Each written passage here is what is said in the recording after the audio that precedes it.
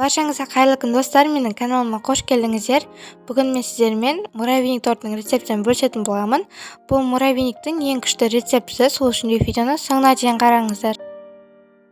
Ең алдымен бөлме температурасындағы жұмсақ сары майымызды 1-2 минуттай миксерлеп аламыз.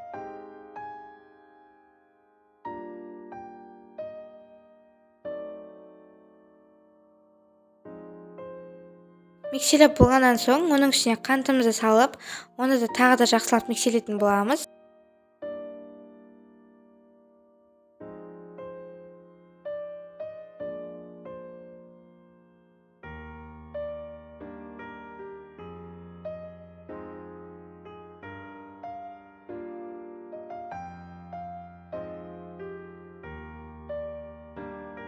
Енді оның ішіне қаймағымызды салып, оны 1-2 минуттай тағы да жақсылап араластырамыз.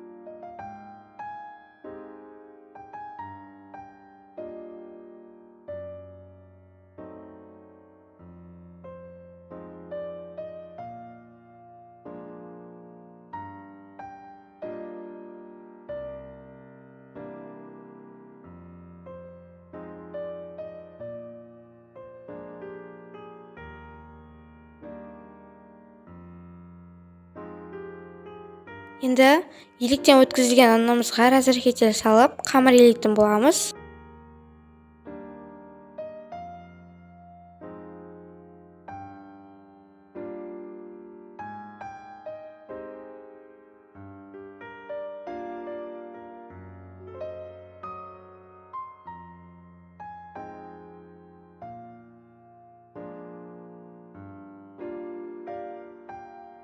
Мен алдымен қасықпен араластырып, одан кейін қолмен жұмсақ қамыр еледім.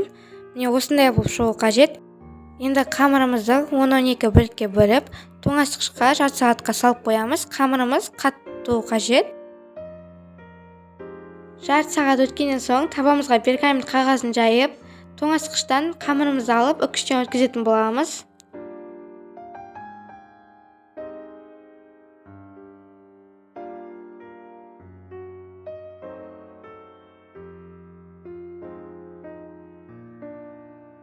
Үккіштен өткізіп болғаннан соң 180 градуста қызып тұрған пеште 15 минут пісіріп аламыз.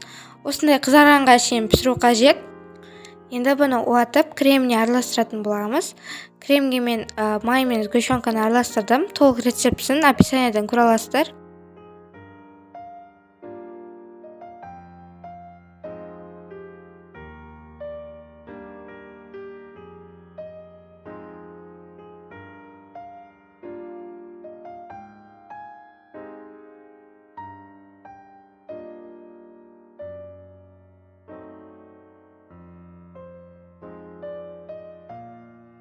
Жақсылап араластырып болғаннан соң, мен оны 2 тарелкаға бөліп, осылай жасадым. Және де рюмкаларға салып, кішкентай қылып та жасасаңыздар болады, өз қалауларыңыз бойынша.